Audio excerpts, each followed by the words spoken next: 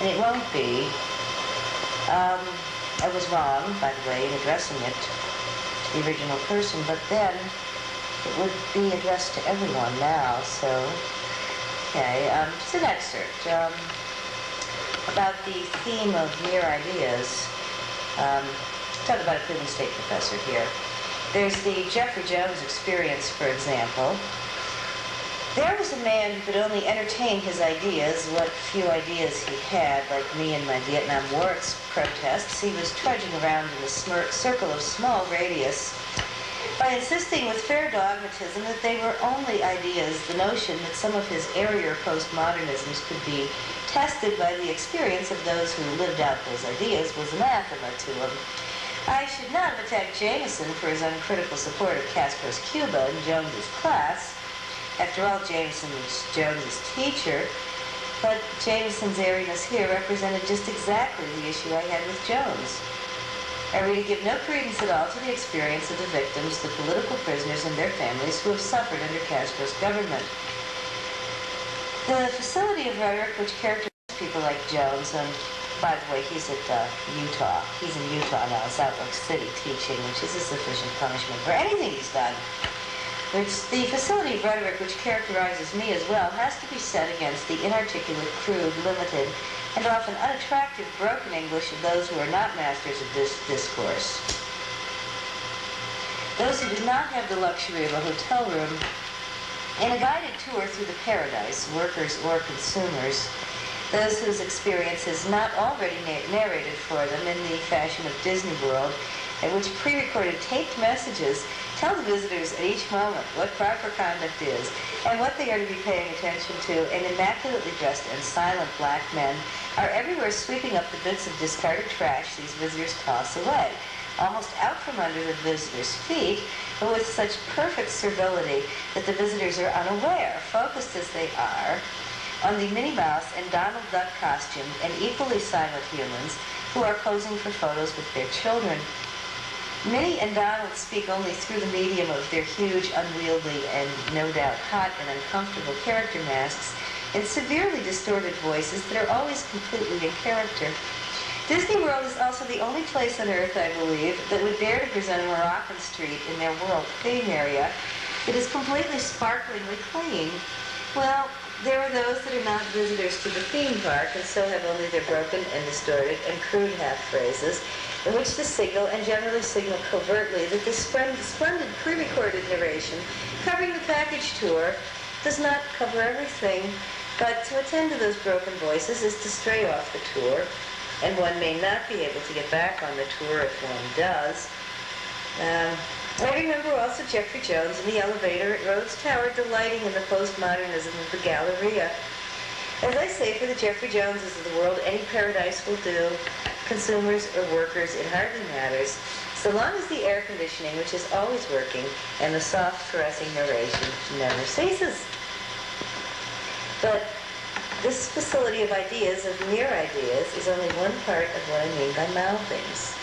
Do we have time? Do I get to go on? Okay. The other half of the mouthing is the collusive and culpable effort on the part of the speakers of broken English, of which I am also one, to remain inarticulate and broken, the voluntary suppression of their experience or their continuing acting out of it at only a physical or sensational level.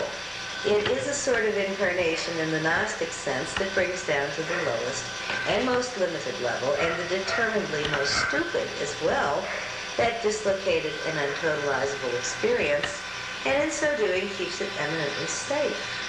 It expels it from the paradise, and in so doing keeps the paradise from contamination as well. These airy, almost bodiless beings floating through the paradises of this world, wrapped in their climate-controlled and well-maintained mobile environments, soothed and directed by the soft, whispering, pre-recorded narrations, cannot possibly be confronted or challenged by an experience which insists on taking on those attributes of evil most directly opposed to their floating world. Drunkenness, one of my old friends, confusion, crudity, obscenity, blasphemy, faithlessness, and petty immoralities, Minor felonies, pointless destruction, needless, compulsive irresponsibility, and the slow, cruel tearing at each other, all the delights of the scene. This is surely in its way a failure to challenge the dominant discourse. Those who can find their opposition to getting stoned on Sunday afternoons and goofing on the golf tournaments on television are not going to dislocate anything.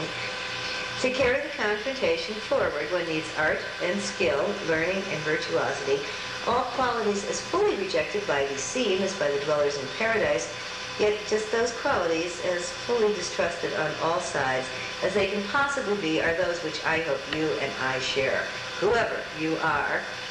And in possessing them, we are ostracized, driven out by both the dwellers in paradise and the denizens of the scene. For neither paradise nor the scene is safe from learning, skill, virtuosity, and art. Both are undermined by honesty and commitment, by any sort of moral value, by even the most ordinary... Yeah. But we see that it can be totally undermined when you have to change the cassette, right? That's a piece of rye bread he's pushing in front of the screen, by the way, there. Am I giving it away? Oh, I'm sorry. Well, anyways. Both are undermined by even the most ordinary sense of responsibility, or even eating of a piece of rye bread, when attached not to the successful negotiation of the career, but to one's own inner task. The denizens of the scene understand that any sort of direct challenge to paradise will be cruelly repulsed. Therefore, they contrive to live out their challenging experiences in such a way as to keep them as repulsive, stupid, and shallowly obscene as possible. No dweller in paradise will be tempted to join them, but as we know from the Gospels, the dwellers in paradise experience one of their chief felicities in the voyeuristic contemplation of the denizens of the scene, who, in their moments of enlightenment, admit that God, who has confined them there, is just, and gleefully display their obscene torments to the airy tourist's gaze. Now, I am talking about about refusing the bargain, refusing to live in hell. This is about as extreme a form of rebellion as I think can be conceived. Do we not all agree that the purity of our upper realms can only be preserved by locking away the disturbing elements in this soundless and impenetrable prison, yet fully open to the gaze? Well, I don't very well know. Oh, hello, if there's anybody out there, yes. But if you do recoil from this, please don't answer. I would rather retain my illusion intact, my illusion of there being at least one other person in the world who, in his sensations and even body, has felt what I have felt and who's been able to do it for him.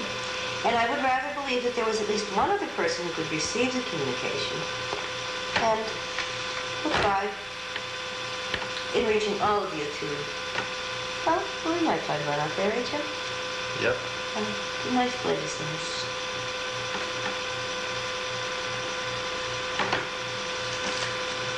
And this.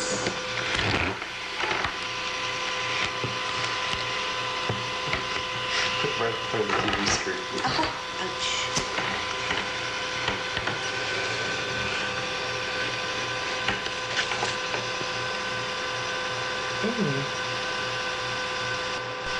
Now, heat it up.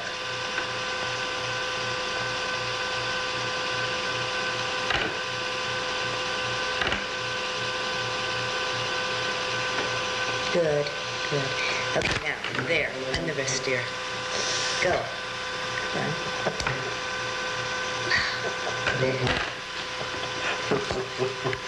Time for art.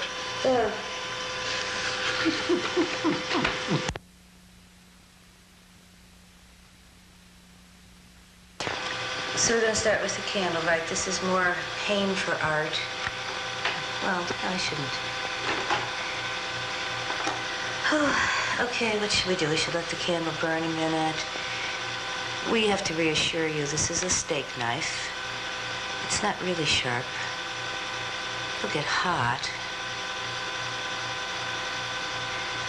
Oh, the tip's getting kind of black.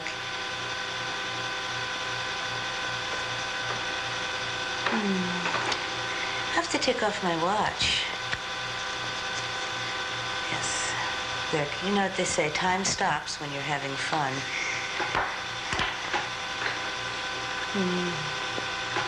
Can't let go too long or the tape will run out. Okay, that might be hot enough. All right, we were going to... It should be more pixelated. I need to draw away, don't I? Oh! Yeah. Yeah, that was hot. This will be hot, too. Okay.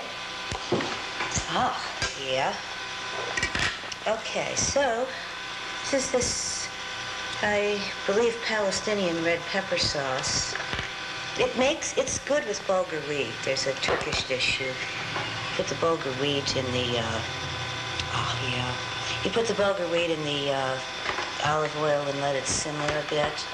And then some of this and some tomato paste. Okay. And this is tiger balm, which, as you know, is good for everything, especially burns. Okay. And then we should do the candle.